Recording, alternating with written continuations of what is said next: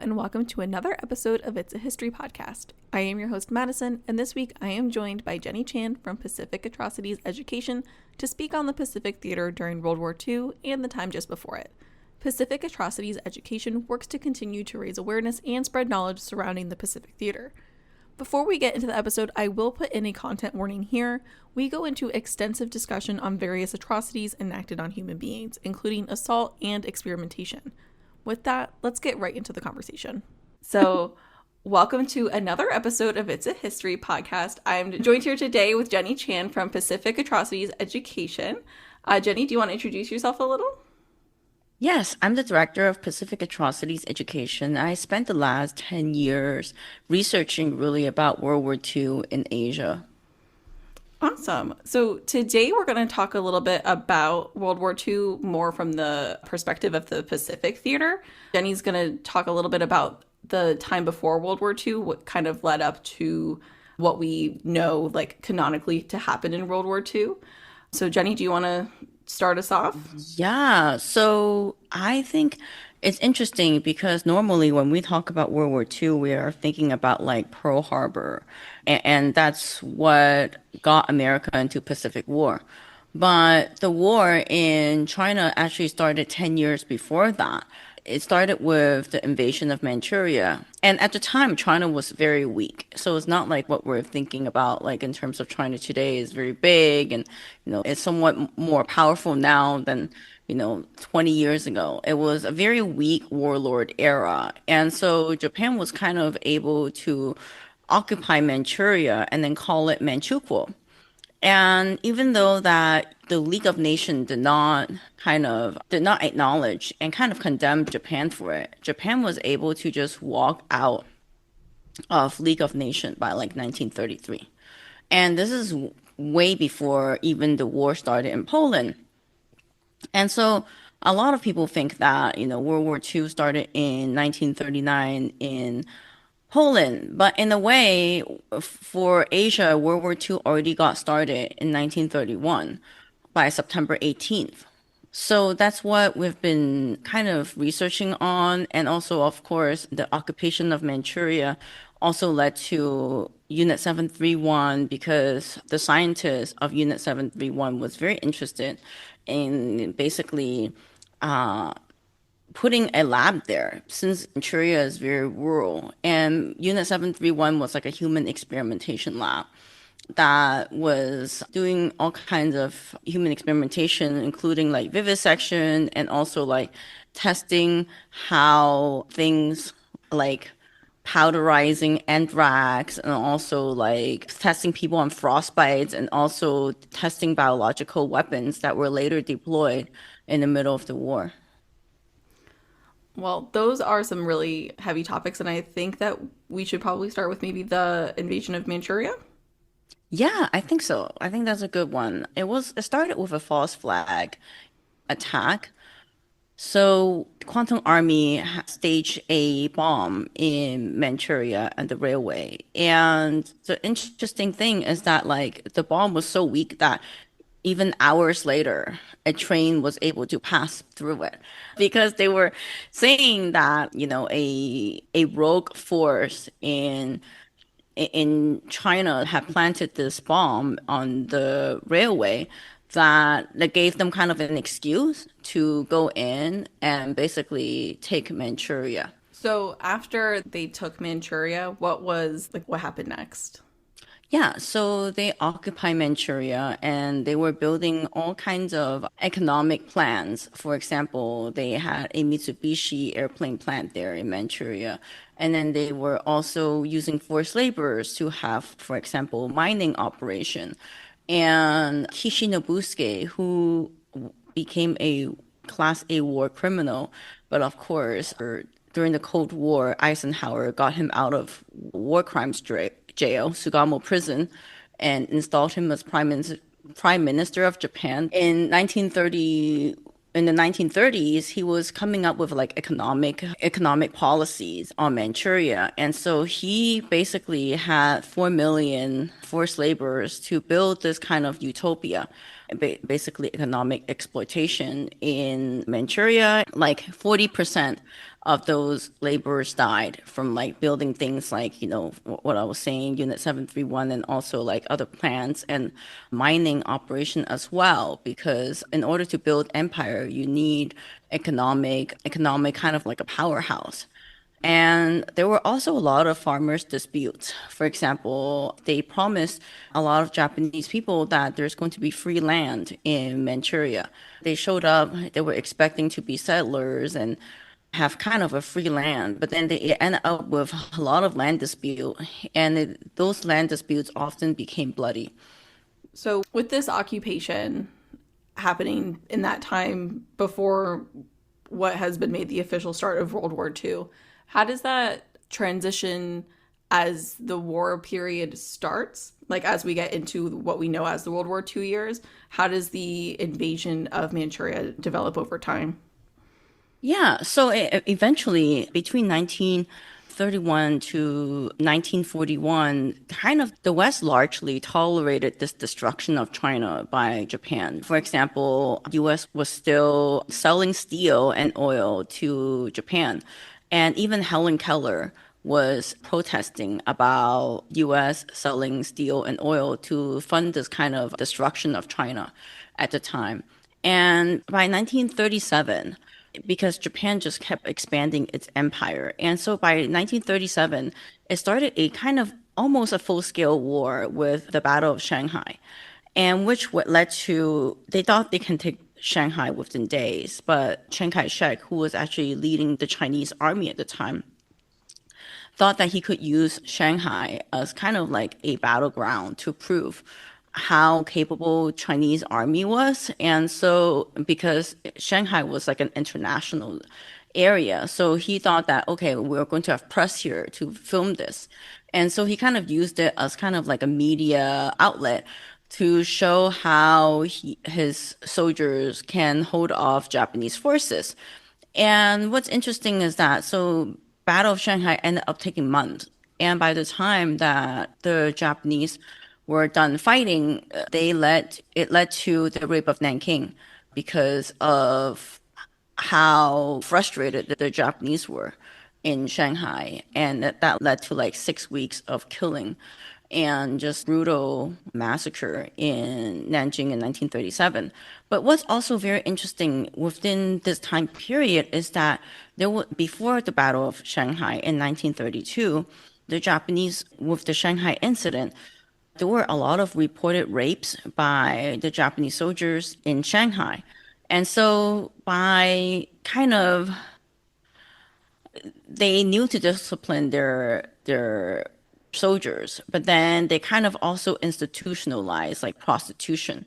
So then they started this comfort camps in China as well, which would later be used in places like the Philippines after Pearl Harbor and in Southeast Asia, basically wherever that Japan was occupying, that they would build these comfort stations and round up local girls and then call them comfort women, which is basically they would then be subject to rape basically every day. But because it's institutionalized as a comfort station, then it's no longer illegal. Does that make sense?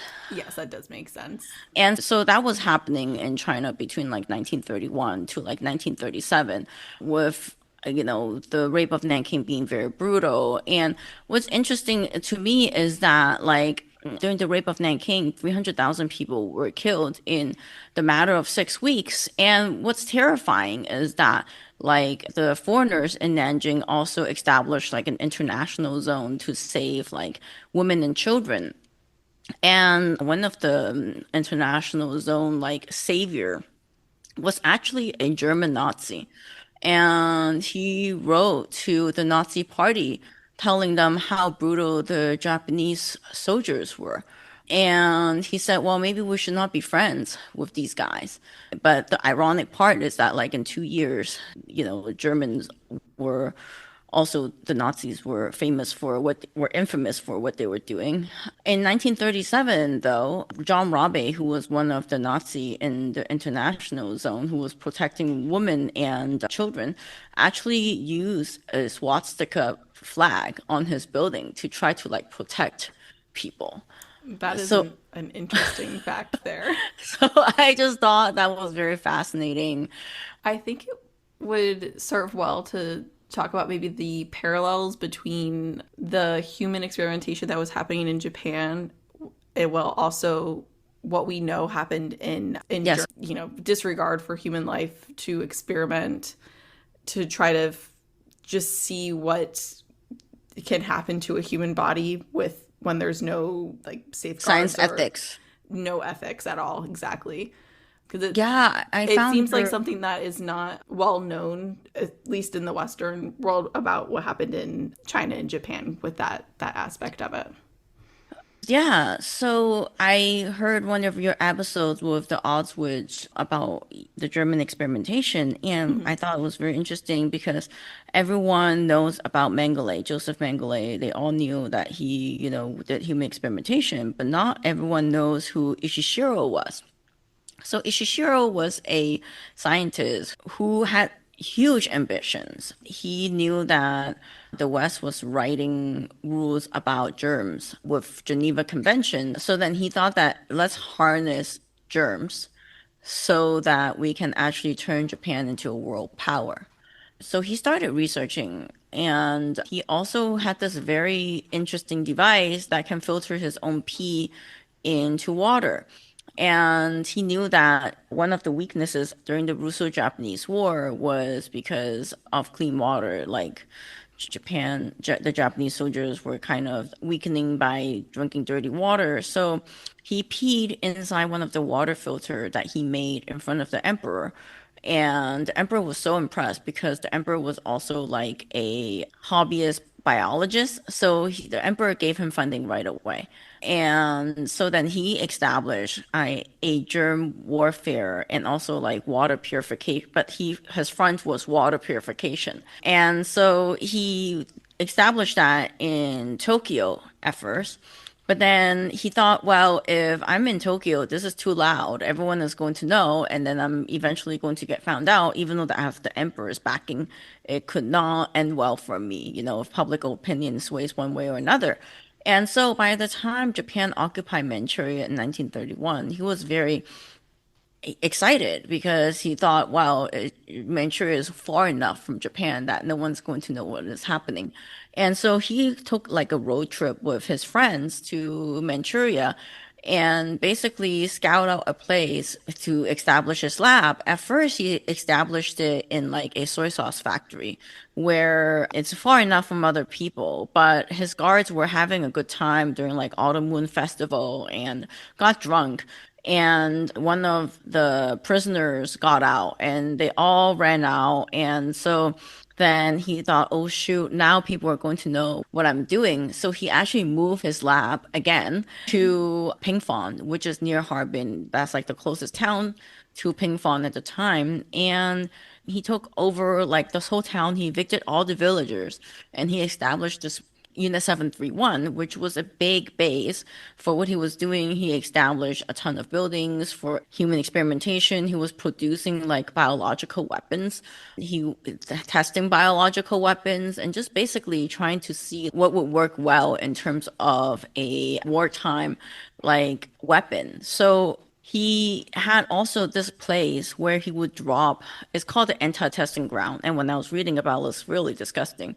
So I thought, let's talk about that. He tied his victims to like stakes, kind of like cross, and he would drop these bombs that he was developing.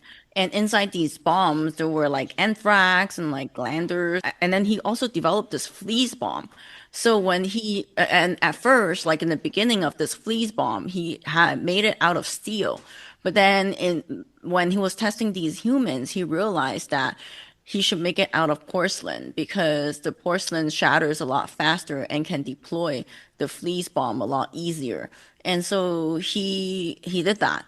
And then he was also testing out, like, because Manchuria was very cold. So then one of his scientists figured out, like, how to do frostbite testing. And so, like, they would leave humans outside and then tie them to a stake and then see, like, how their limbs would react. And then they would chop off a part of a limb to see, like, how it's looking inside. And yeah, one of the experiments was pretty nasty. He was trying to replace one of the scientists at that work there was trying to see if like human blood can be replaced with horse blood. So then they would like pump out this blood and then pump in horse blood, and then like obviously the victim died. And there was basically no survivor from from Unit 731. And he learned from also his initial failure of getting found out. So he actually installed his brother as the top prison guard so then he can ensure that no one would get out of Unit 731 alive. He also tested out, so there were reports of like anthrax, glanders, and the plague. And he was basically testing out like how those would react in human bodies. And what's interesting is also that like if you look at the sample of these people that were being tested, it goes from like 3-year old to like 80-year old. So you know that like the age of these victims were all over the board. And yeah, it was really disgusting times. And but after the war, and it was not just like Unit 731 as well. They were doing all these kind of human experimentations also with like the whole Japanese empire. We recently interviewed a guy whose father worked at Unit 1644, and he told me that that was probably one of the biological weapons like research lab as well. He had no idea what was happening. He only has some ideas because everything was so secretive. And recently, when I was going through Yokohama trial, I realized that like there were also a group of B-29 bombers who were shot down near the end of the war in near Tokyo, and they were also used for human experimentation in front of like a college campus as well. Like, students just go in and then they get to see this human experimentation happening in front of them in real time in front of a college camp lecture. And what's interesting is that like one of the grandnephew of the guy who was used for human experimentation recently reached out because he saw my blog post and thanked us for actually kind of, remembering what had happened to his granduncle. And I figured that he didn't know about what had happened to his family member either until very recently when these documents were actually declassified. When when were these documents declassified? So some of the Unit 731 documents were declassified as late as 2014. So pretty recent. So this is like decades of cover up. And this happened because right after the surrender, the United States sent 3 investigators to Japan, and Arvo Thompson, Murray Sanders, and Norbert Fell. Murray Sanders was actually one of the earliest investigator, and he was like, wow, we can never do this in the beginning. I mean, in peacetime anywhere. And so he thought, well, we need to buy it. So he got the wheel started to buy these like reports from the Japanese scientists. And then Arvo Thompson and later Norbert Fell actually worked on the immunity deal and purchased the whole packet from Unit 3731 scientists to give them a deal. And so a lot of these scientists ended up with like very high paying jobs and just they because they got an immunity deal. Some of them became politicians. It's also noteworthy that in the Nuremberg trial, a few scientists actually faced trial, but like in terms of Unit 731, the only like scientists who actually faced trial were in Soviet Union, the Khabarovsk trial. And but at the time, because the Cold War was starting, the press had actually called the Soviet Union trial like a communist trial, like a communist kangaroo trial, and so the West did not take it very seriously. I think it's important to just make it very clear that a lot of these actions were state sanctioned, like how you were talking about how it had emperor approval in Germany. This was all stuff that the government was doing. Like, this wasn't just a couple of people who were doing things on the down low. These were things that were happening from the very tops of the government. Like, Yes. it wasn't like a secret operation. It was something that it was a secret, as in they didn't want the public as a whole to find out, but it was being led by the people at the very top, which is, I think, something that we want to remember. Yeah, and it's very dark because at the same time, because Ishishiro was getting so much money from the government that every scientist wanted to be like him. And so some of the trial that I was reading, like from one of the doctor at a forced labor camp, he wanted to be Ishishiro so bad that he started experimenting on the POWs that were held at his camp. And like he would shoot up like soy milk to see if like bloodstream can take it. And so this is what happens when science is operating without ethics and when greed really become the motivation to guide the scientists. That was very well put. When it comes to these records having been sealed, can you clarify if they were sealed due to an agreement or sealed just because they had not been, I don't know how I want to say this. Like, if it was like an agreement between the scientists and the investigators, or if it was just the cogs of government. I think a lot of it is due to the deal that was made. The deal that was. If you're in the middle of the Cold War and China's evil and you don't want to look evil as well, I think the best way to do it would just be have a complete cover up. And this also goes to like Operation Paperclip, where they brought Nazi scientists into the United States despite what they were doing during World War II, and that's how they won. I mean, that's how they were entering the space race. I can't remember his name, but one of the Nazi scientists who became a very prominent scientist, I believe, with NASA, with making the spaceships and all of that, forgiving the atrocities to still be able to use the brain of someone who, because they are scientists and they are very smart individuals, but they let the want to find out information that we didn't really need to know exactly how all of these things affected people, but they just kept the need for more information from stopping them from thinking about all these people that they were experimenting on as people and not just experiments. And we put that aside to still be able to use their brains because they were smart people. They were knowledgeable, and they just made the worst decisions possible. Right, because it's science without ethics. Like, I'm pretty sure doctors swear like an oath to not hurt others. And that's what also was so heartbreaking when I was reading these testimonies for Yokohama trial about the B-29 pilots who were being vivisected. One of the students at this lecture was like, I never want to be doctor again because like this is pretty horrific stuff. And he was also like, when the pilots were being pushed into the lecture, you can see the hope in them because they probably thought that they were going to be saved. But then instead, they were basically butchered on the table. And like one of them had their lungs removed to see how long they can last without his lungs. And like other experiment included like seeing if they can replace saline with like seawater. So it was pretty brutal kind of experimentation.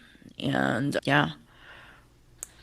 So I think we will leave the human experimentation and maybe move on to probably also some also terrible things. But I think maybe we can look more into the Pacific theater during World War II, maybe a little bit of the things that maybe aren't taught in your typical classroom here in the US.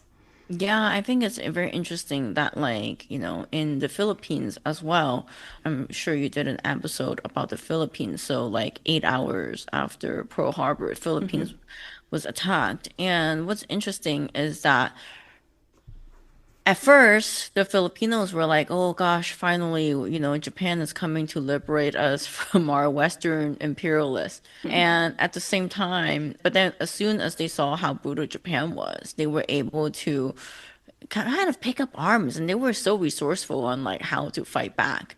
They kept the resistance going, even though MacArthur was saying that I shall return, and they were basically left like without resources to fight, and they held that on.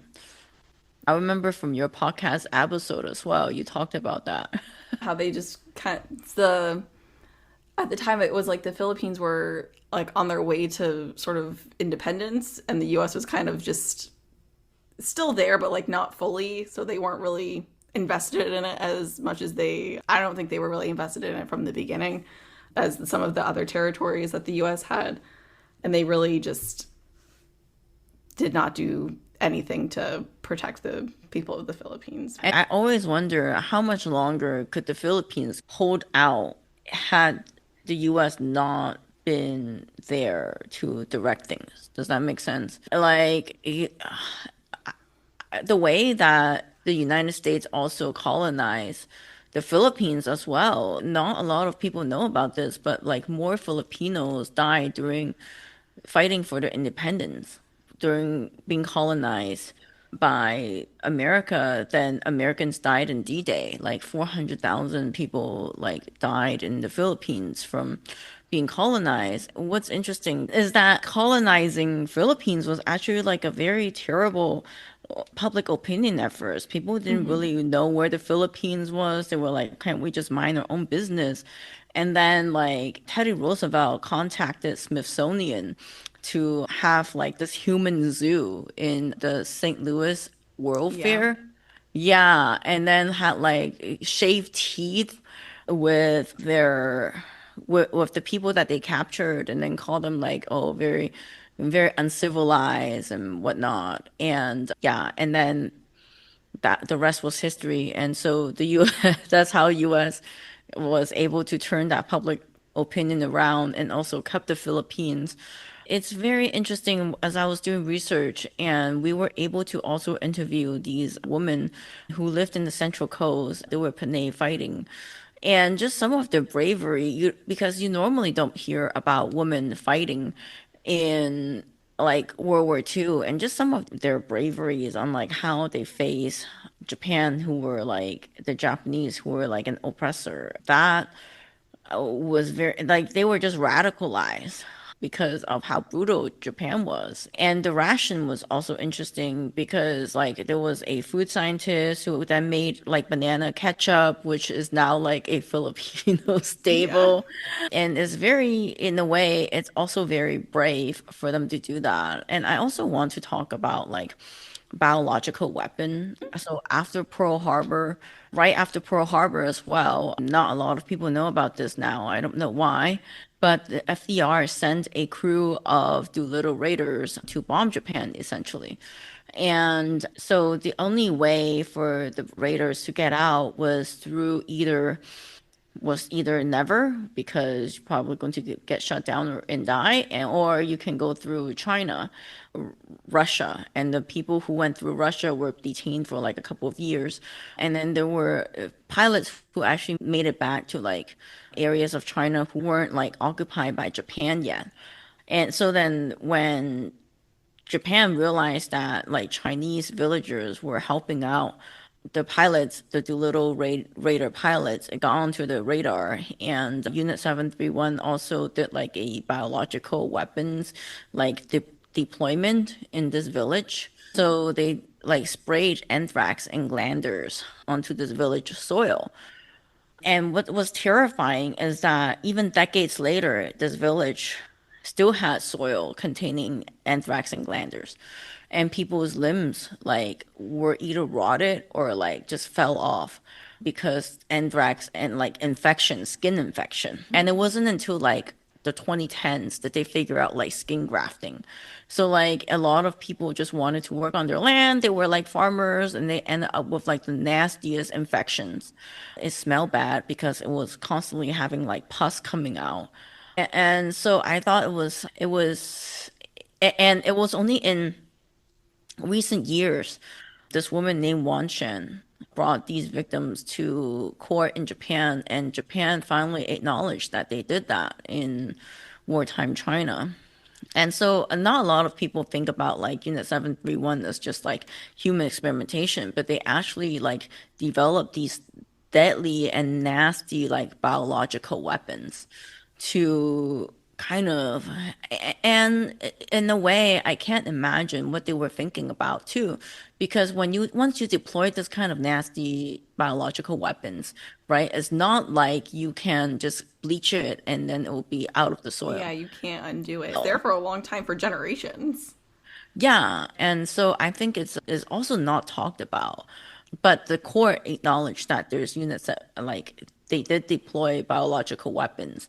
Japan did deploy biological weapons, but they would like not pay the victims. And like it's kind of heartwarming and also frustrating at the same time to see like some of these victims wearing socks for the first time after like so many decades of their legs rotting away. Yeah. The lasting effects of war are something that I don't think we really think about too much. We think about when the war started, about the war itself, and the war ended in maybe the few years after it, but we don't really tend to think the long term effects of after a war has ended, because something like this, where there's anthrax in the soil, that's going to be something that's there, that's going to last. It's not just going to go away, it's going to have lasting effects for generations. And we don't really tend to think about that, or think about the after effects of war on not just the people who experience, but also the people who come after.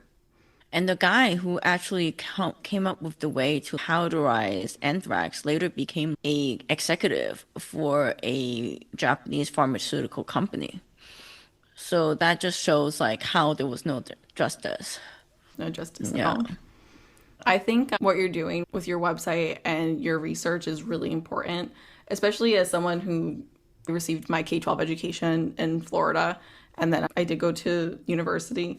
And a lot of the things that I have learned about World War II, not in the Eurocentric space, but more in like the Pacific theater and beyond, is through my own reading. Or I had my very last senior seminar class was called The American Empire, and we talked about how the US is an empire and we don't tend to think about it that way. And just starting to look at my own country as something that was an empire and all the things that have happened in the past, it just helps to broaden my understanding of other things that have happened in the past, of how everything is connected in a certain way. And it's not just one chronological timeline that you learn in history class, it's a bunch of things happening all at the same time that are interconnected. And also, like, yeah, we never learn about America as an imperialist power. It's like Never. imperialism is something bad that, you know, the French or the British did, but never the United States. And I think it's also kind of ex time to examine, you know, not just World War II, not just after World War II, like Cold War deals, but also like, you know, the empire that was being built starting as like McKinley's age. Yes, I Yeah. totally agree. There's a lot of internal looking that still has to happen in the US of how we've gotten to where we are today. It's not just the hits like the Revolutionary War or the Civil War, you know, the things that you learn about in your typical history class. It's going beyond that and looking at everything else that's happening in that time, that like how we got to those places, not just the events themselves. And it's also interesting because like I have a lot of very highly educated friends and they had no idea, and then they were like, "Oh, maybe Chinese people just need to get over it. You know, China and Japan are both great countries." And I'm like, "Are you going to go tell Jewish people to get over the Holocaust?" And that just shows like how much of a gap there is in terms of like education and in terms of also looking at things so in a Western centric sense. Like 30 million to 42 million people. Like that's 30 million is a low estimate for Asia. that died from World War II, and there were also lasting effects, and not a lot of people learn about it. And then they were like, "Oh, can the Chinese or like can the other Asian people get over it?" I feel like that's a very highly insensitive way to look at it. Korea is still doing their weekly Wednesday protests because of comfort women. Why is it that people need to get over it, especially if it has intergenerational effects? I wish that was just spoken about in general more because it's not something that I ever was taught or I learned in school. It's something that I've learned on my own or in my very last classes in college. Like my senior level classes is when we finally started talking about it. It wasn't something that was just a part of the general education. It was something extra. It was like an elective. It was an extra class you had to take. It wasn't something that was part of the main story. And even so, then I feel like this is not something that you would learn in high school. Like people need to do their independent research. And last year I was so impressed because this group of high school students reached out and said that, oh, we're doing some independent research about Unit 731.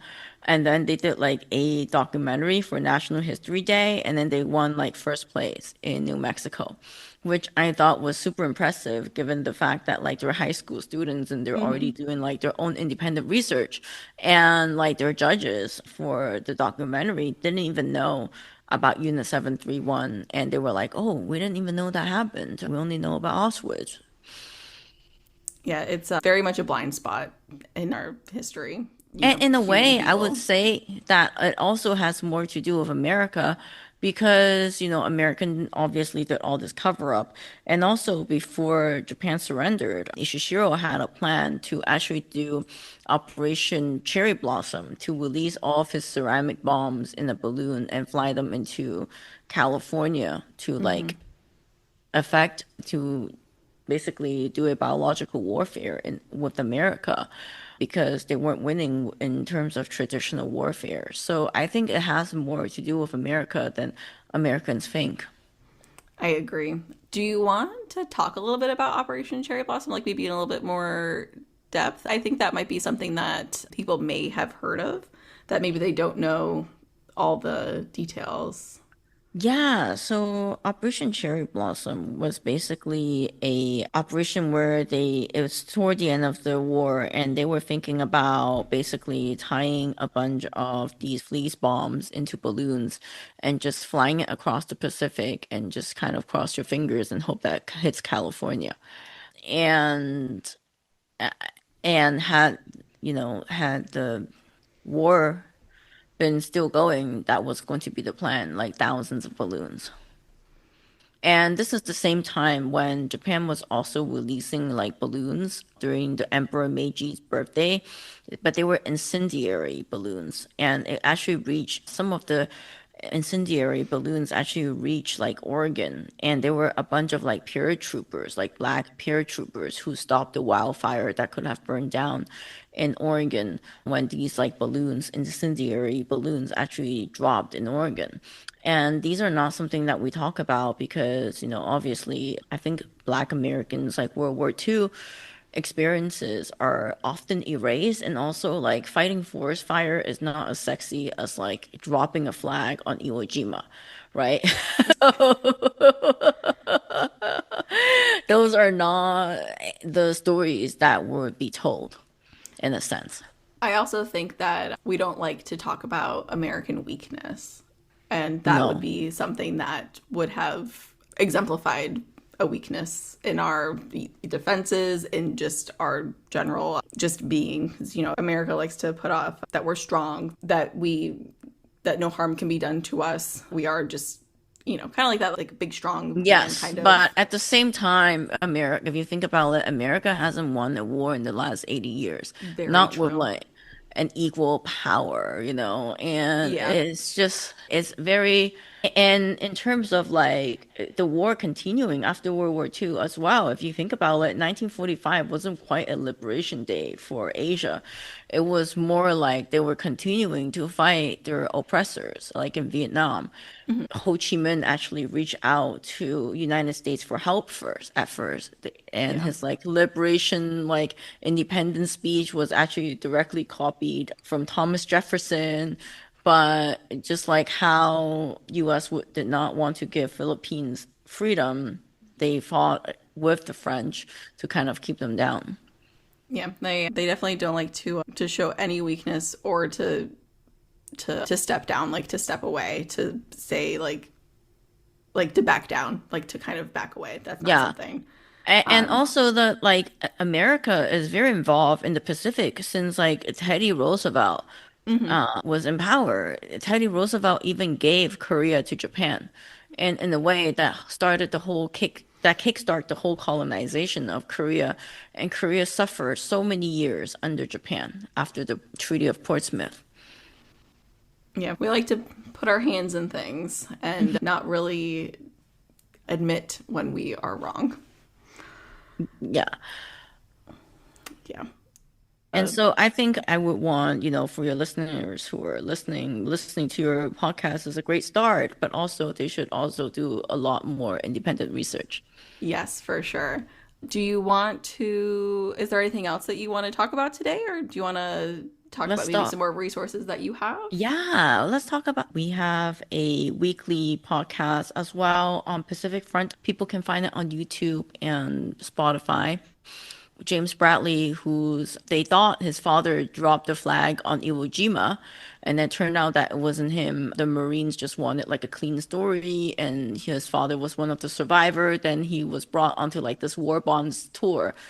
Anyway, long story short, he's one of the frequent guests. He comes on our podcast like twice a month, and he has a lot to talk about in terms of World War II.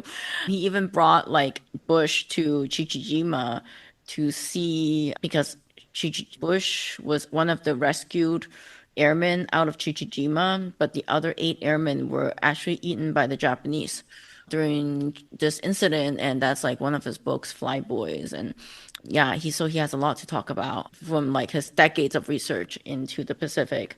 And of course, people can find us on our website, pacificatrocities.org, or Instagram, Pacific Atrocities EDU.